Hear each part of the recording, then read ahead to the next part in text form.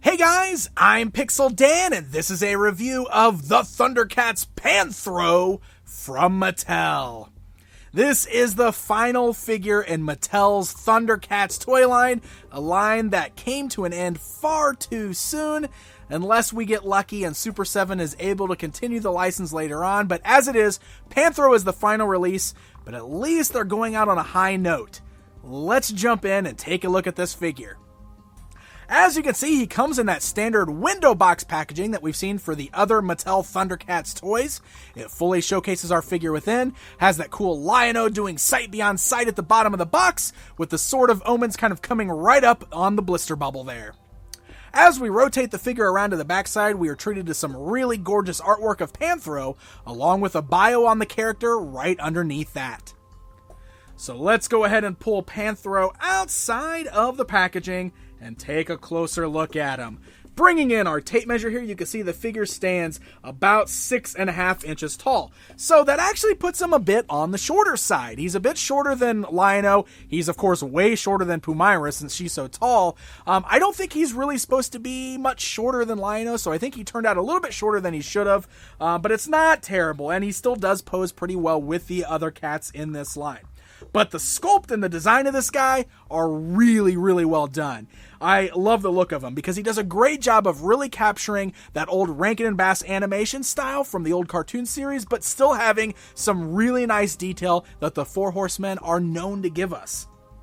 Checking out that head sculpt, I really love it. First of all, great sculpt there, does a good job of capturing that iconic look, but also has a really nice paint deco here as well. You can see it's very clean on the face, with the lighter colors on the mouth, inside the ears, around the eyes. The eyes look great, the bushier eyebrows there. The ears are pretty straight on mine. I've seen some online where the ears are coming out of the package really warped, and that's because they are made of a softer material, as you can see. But I got pretty lucky. Mine came out nice and straight, which I'm really, really happy about. So overall, I really like the head sculpt here. And I love the armor that he's wearing. It's got that nice bright blue, the spikes. Paint is a little sloppy at the base of the spikes, but it's not terrible. They are also kind of dulled out, so they're not super sharp, but still very, very nice looking on the overall armor there, which comes down to get darker on the belt, the nice bright ThunderCats logo on there. I love the paint deco again on all of the skin tones, because you got this nice black wash in there that helps to bring out the definition. Of course, the lighter blues you can see on the chest there. I do have a weird kind of paint smudge over here on the arm, but that's just one little mistake in an otherwise very nice looking figure. So I'm not going to complain too much about that, because overall, I just love the look of this guy. I think the shading on the skin tone is nice. I love the bright colors of the blue seen on his outfit, and I even love all the textured designs. Look at the textures in the belt there. I think that is really, really cool and just a really nice touch. Down on the legs, you can see he's got these little ties on the backs that are kind of even they're all separate sculpts, because you can see the way they're kind of flowing. You got one tie down here that's kind of flapping upwards. So I think that's kind of cool. Love all those little details, and just think overall, he's a very nice looking figure. So let's go ahead and talk articulation. That head is ball jointed, so it looks up, down, left, right, has a great range of motion there. You got nice tight joints at the ball joints on the shoulder, so the arms can go outwards, forwards, and backwards. Swivels at the bicep, standard joint at the elbow. You got the swivels on the wrist as well as the hinge joints, which is very nice. You do have a torso crunch there, which still works even underneath the armor, so that's nice to know. And you can also swivel them left and right at the waist.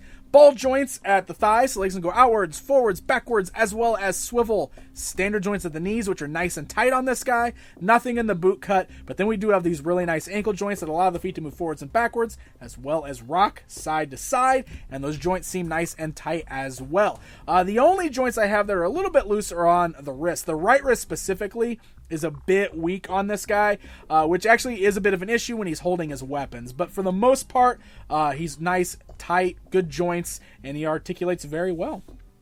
So let's talk about some of those accessories, shall we? Because he comes with a lot of them, and I love that. So first of all, he's got his signature nunchucks. I always loved Panthro's nunchucks. As a kid, I thought these were so cool looking in the cartoon series. They got the claws on them. I love the multicolors being blue and red. And of course, Mattel gave us a nice real chain, which is a nice long chain on there. So that's very, very cool. So one thing I forgot to mention real quick before we put those in his hands, he does include interchangeable hands on the left. But you can see all of them are gripping hands. The only difference is you've got one left hand that's got kind of the finger down and one left hand with the thumb up. I will say that he doesn't hold on to the nunchucks super good with one of those hands. You can see it's actually pretty loose. So I find that he holds on to them a little bit better when you use the hand with the thumb kind of upwards. He actually has a much tighter grip on those. So I would suggest using this hand on the left hand to hold on to the nunchucks. The right hand seems to hold them pretty good.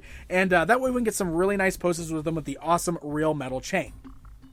Now, he comes with a second nunchuck accessory. So if you don't want to pose him with the cool chain, but you want to make it look like an action pose, look at this. He's got this awesome swirling like action pose type accessory that has the red nunchuck piece that basically just plugs into this peg on the bottom to make it look like he's swirling his nunchucks. This is such a cool accessory. So if we pop these out of his hands, so this is where the right hand with the kind of the weaker wrist joint was coming into play. Look at that. He can't really hold on to this particular accessory in his right hand very well, but it does seem to grip pretty well in his left hand. So you can pop that in there, and now we can get some really cool poses with him looking like he's spinning the nunchucks in action. I love that. I think that is such a cool touch, and I'm really glad that Mattel included that.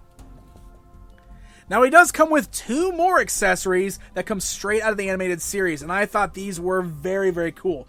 This accessory right here is the Thunderometer, which is a little detector that they use to track down Thundrillium in the show. Now, I will point out that interchangeable hand, if we switch it back to the one that's got that more kind of closed thumb there that was a little too loose for the nunchucks, well, that hand is a perfect fit for the Thunderometer here. So look at that. It's a bit like softer, so it goes right into the hand there. And now you can pose Panthro using this to track down some Thundrillium for the rest of the Thundercats. The last accessory that he comes with is an artifact, again, that comes straight out of the series, which is the Key of Thundera, which is another one of the treasures of Thundera. We got one with Pumira, so we got another one with Panthro, and I love that. I love it when we get artifacts that come straight out of the cartoon series. Those make great little pack-in bonuses. The little string is all just part of the sculpt there. It doesn't move, but it's still a really neat little accessory. Alright guys, it's comparison time. Here's a look at Panthro standing alongside his vintage figure from LJN, so you can really see the difference between this version from Mattel and the Four Horsemen. And here he is standing alongside the 6-inch version from Bandai that was based on that newer animated series.